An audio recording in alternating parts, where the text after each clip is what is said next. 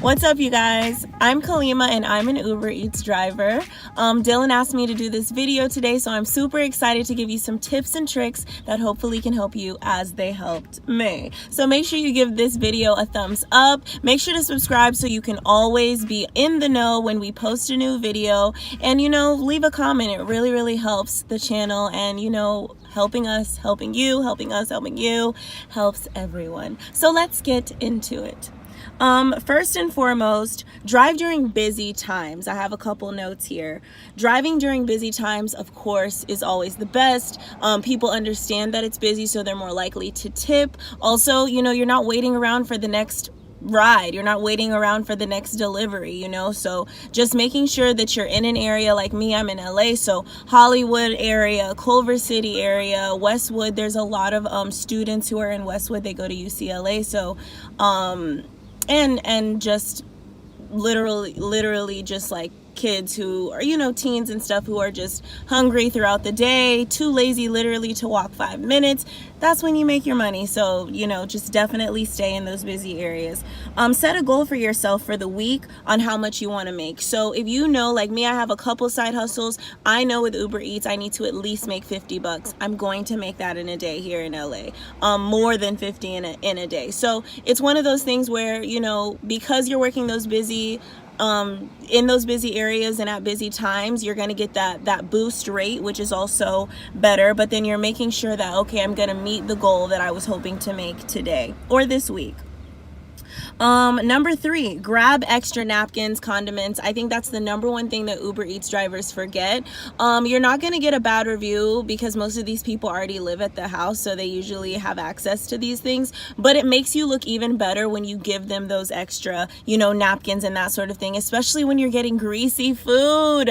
Make sure you grab something for that greasy food, because if it's greasy even for you, like holding it in your car and you're scared that it's going to spill, these people are feeling the same way, and it just helps. We all need napkins.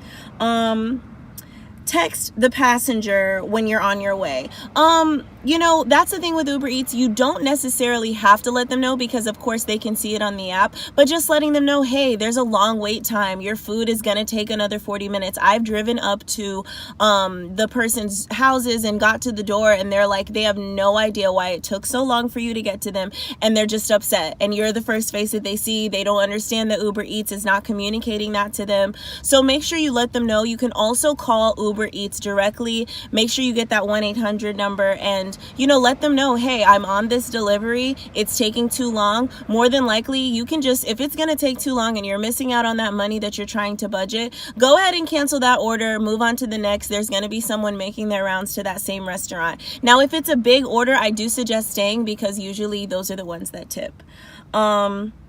Number 5, have fun with it. Play some music, play a podcast. I think music sometimes can get, if you're doing this on a regular basis, it can get a little too repetitive. So podcasts are really great because, even when I deliver to people's houses, just having that conversation, just having fun with them, it feels good. And so being able to listen to conversations, being in the know about what's going on in your community or, around the world, it's just nice to sort of hear a friendly voice about topics that you have interest in.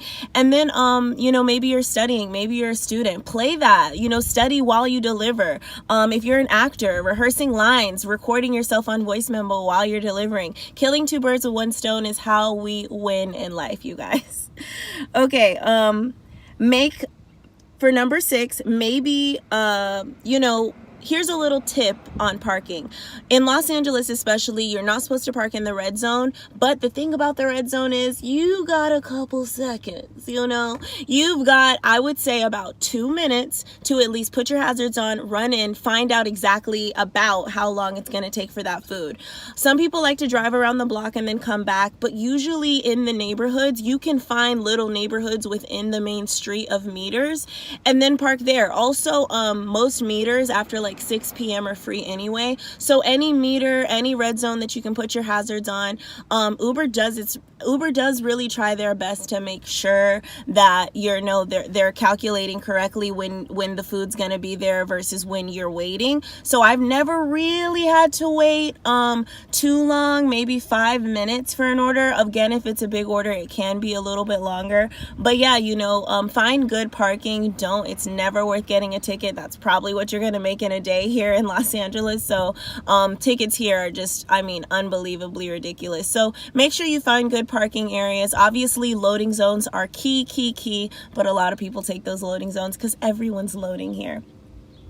And last but not least, music or podcasts. Like I said before, music is great. Podcast for me is even better. Music kind of gets, overplayed. But while you're waiting in your car, watching a video on YouTube, like this one's pretty cool, you know what I mean? Just doing just research on things and killing your time, but having fun with it. Well, I hope you guys really liked this video. Remember to give it a thumbs up, subscribe, and like. Again, my name's Kalima. You can find me at KalimaCamTV on Instagram and everywhere else. See you soon.